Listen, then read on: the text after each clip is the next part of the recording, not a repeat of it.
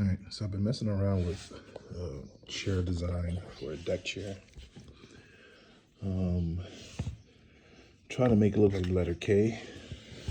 So this is the design I came up with for the legs, and then the back sloped about 5 degrees.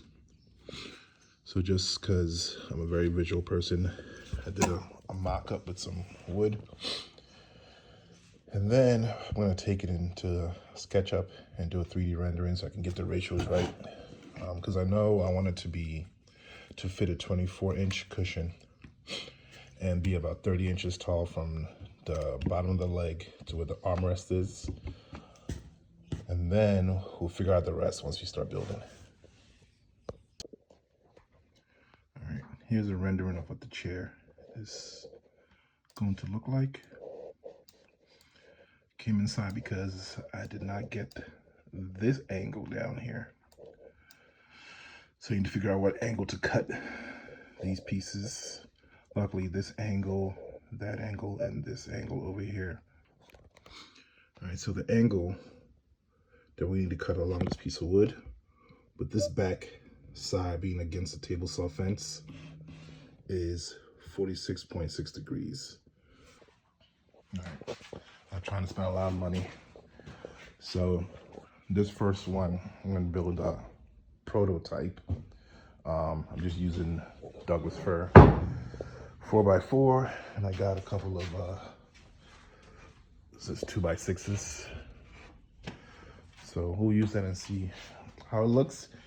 If it works, we'll spend some money on some good wood. But for this first test, or for this first build, use the cheap stuff. All right, started out with the 4x4s, which are really 3¼ by 3¼ and cut them down to 2 3/4 square. So 2 3/4, 2 3/4. All right, got to do a cut down and planed. So our final dimensions are 1/16 less than 2 3/4. And so now we can finally start building. Saw set to 46.6 degrees roughly. We'll take it.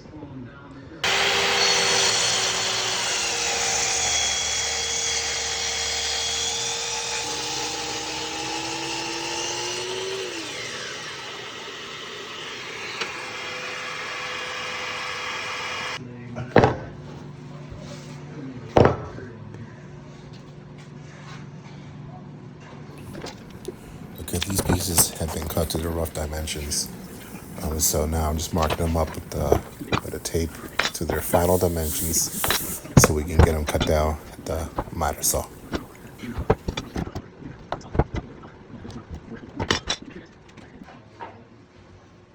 I was gonna do a quick mock-up to make sure things look as they should. I realized this piece was the wrong piece. That was my test piece, but this is the final piece. So now we can start getting some holes, some dominoes added. I'm going to use a combination of dominoes and then also some stainless steel bolts. Just, belt and suspenders.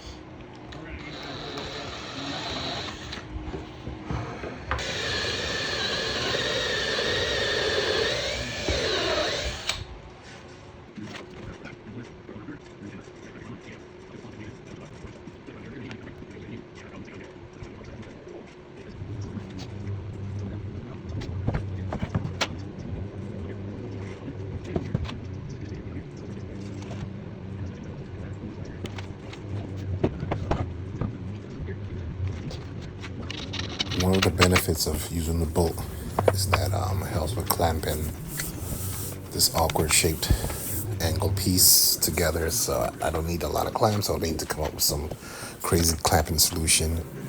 The bolt will hold into place, and then we can just use one clamp to clamp it in. And then same thing with this brace that attaches to the arm piece. I'm just going to use a clamp from the top angled portion just straight across. You'll see that in the next photo. But yeah, so got the case created. So this is going to be the left side and the right side of the chair. All right, got the case sides created.